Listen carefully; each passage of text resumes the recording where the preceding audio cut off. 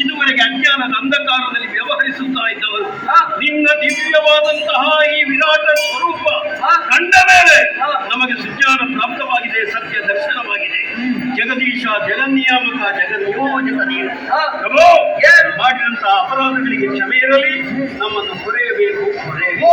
ಮೃತ್ಯುಂಜಯ ಮಿತ್ರನೇ, ನಿತ್ಯ ಸನ್ಮತಿ ಪಾತ್ರನೇ, ನಿನ್ನನ್ನು ಕಂಡ ಮೇಲೆ ಬರುವ ಸಾವು ಸಾವಲ್ಲ, ಅದು ಮೋಕ್ಷಕ್ಕೆ ಮೆಟ್ಟಿಲು ಮುಂತಾಗಿದೆ.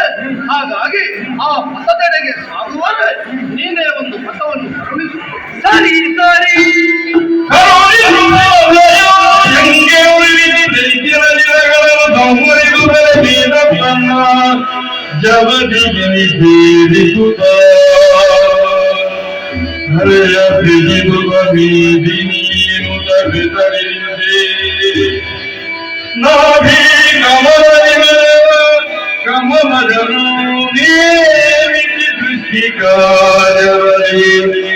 ಕರುಣ